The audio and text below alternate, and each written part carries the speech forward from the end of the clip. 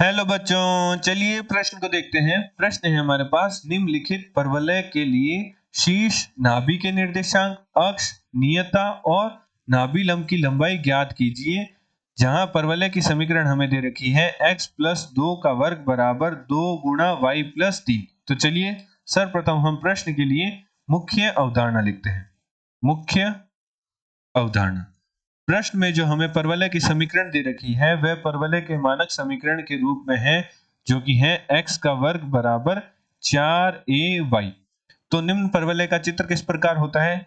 यदि ये हमारा y अक्ष है और ये x अक्ष है तो हमारे परवलय का चित्र कुछ इस प्रकार होता है कि परवलय धनात्मक y अक्ष के परितः होता है, या परवलय का अक्ष है वह y अक्ष होता है, एवं परवलय का शीर्ष है वह मूल बिंदु पर होता है जिसके निर्देशांक 0,0 होते हैं। यहाँ कई परवलय की नाभि होती है जो कि y अक्ष पर होती है जिसके निर्देशांक होते हैं 0,a। यहाँ कई परवलय की नियता होती है, ये हमारी परवलय की नियता है जिसकी समीकरण हमारे पास होती है y बराबर -a, एवं ये हमारे परवलय की नाभि लंब की लंबाई है जिसका मान बराबर होता है 4a।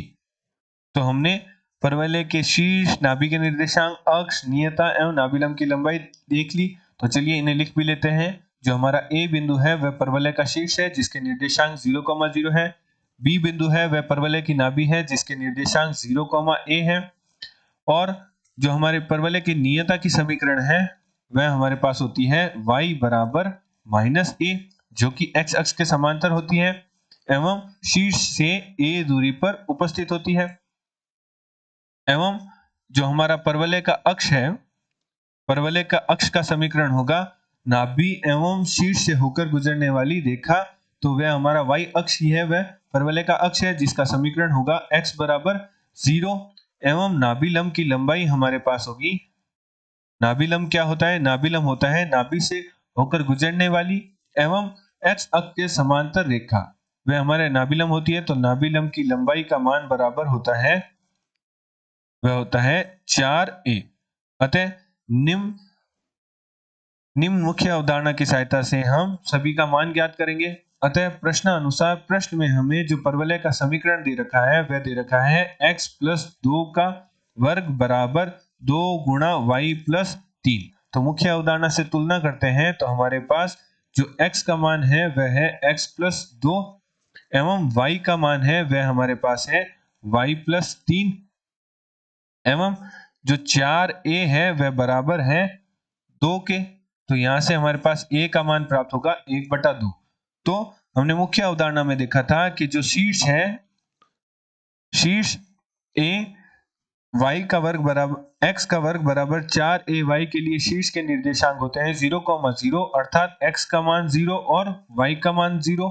तो x का मान हमारे पास प्राप्त हुआ x प्लस 2 बराबर 0 और y का मान हमारे पास प्राप्त हुआ y प्लस 3 बराबर 0।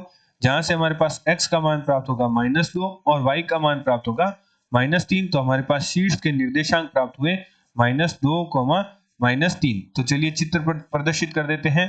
यदि ये हमारा परवलय है तो यहाँ कहीं शीर्ष होगा a जिसके निर्देशांक हमारे पास प्राप्त हुए -2, -3। चलिए अब नाभि निकालते हैं। तो मुख्य अवधारणा में हमने नाभि, जिसे हमने बिंदु B नाम दिया, तो हमारे पास मुख्य अवधारणा में हमने देखा था कि x का वर्ग बराबर 4ay के लिए नाभि के निर्देशांक देखे थे, वह देखे थे 0,a। तो x बराबर 0 और y बराबर a। तो हमारे पास x क्या है? यहाँ x हमारे पास है x प्लस 2 बराबर 0 और y बराबर a। तो y तो हमारे पास है y प्लस 3 और a हमारे पास है 1/2। तो x का मान हमारे पास प्राप्त होगा, x का मान तो हमारे पास प्राप्त होगा -2 और y का मान हमारे पास प्राप्त होगा 1/2 -3, अर्थात -5/2। तो हमारे पास b के निर्देशांक प्राप्त हुए, जो कि हमारे पास प्राप्त हुए -2, -5/2। तो हमारे पास परवलय का चित्र क्या प्राप्त हो जाएगा? परवलय का चित्र में हमारे पास शीर्ष के निर्देशांक तो प्राप्त हुए थे, वे प्राप्त हुए थे -2, -3, एवं नाभि के निर्देशांक हमारे पास प्राप्त हो गए जो कि हुए -2, -5/2।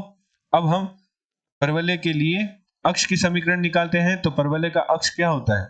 नाभि एवं शीर्ष से होकर गुजरने वाली रेखा परवलय का अक्ष कहलाता है।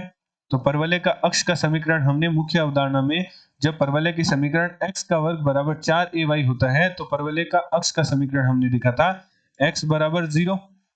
यहाँ हमारे पास x तुलना करने पर प्राप्त हुआ था x प्लस 2 बराबर 0, तो यहाँ से x का मान प्राप्त होगा -2। तो यह समीकरण हमारे पास अक्ष का समीकरण प्राप्त हो गया। तो हमारे पास अक्ष का समीकरण प्राप्त हुआ x बराबर -2। चलिए अब परवलय के लिए नियता निकालते हैं। तो नियता का समीकरण हमारे पास मुख्य अवधारणा में देखा था, वह था y बराबर -a। तो y का मान हमारे पास प्राप्त हुआ y प्लस 3 बराबर a का मान हमारे पास है 1/2, तो -1/2, जहां से हमारे पास नियता का समीकरण प्राप्त हुआ y बराबर -7/2। ये हमारे पास नियता का समीकरण प्राप्त हुआ। तो चलिए परवलय पर प्रदर्शित कर देते हैं। यहाँ कहीं ऐसी रेखा गुजरेगी, ये रेखा है हमारी नियता कहलाएगी, जिसका समीकरण हमारे पास प्राप्त हुआ y बराबर -7/2। चलिए अब अंतिम मान निकालना है, जो कि हमें निकालना है नाभि लंब की लंबाई। तो नाभि लंब की लंबाई, तो हमने मुख्य अवधारणा में देखा था नाभि लंब की लंबाई बराबर होता है 4a। तो हमारे पास a का मान प्राप्त हुआ था, जो कि प्राप्त हुआ 1/2। तो मान रख देते हैं, तो हमारे पास नाभि लंब की लंबाई प्राप्त हुई 2। तो हमने मुख्य अवधारणा की सहायता से हमारे प्रश्न में परवलय की समीकरण दी रखी थी x प्लस 2 का वर्ग बराबर 2 गुणा y प्लस 3 के लिए शीर्ष, नाभि, अक्ष, नियता एवं नाभि लंब की लंबाई ज्ञात कर ली। आशा करते हैं आपको प्रश्न का समझ आया होगा। धन्यवाद।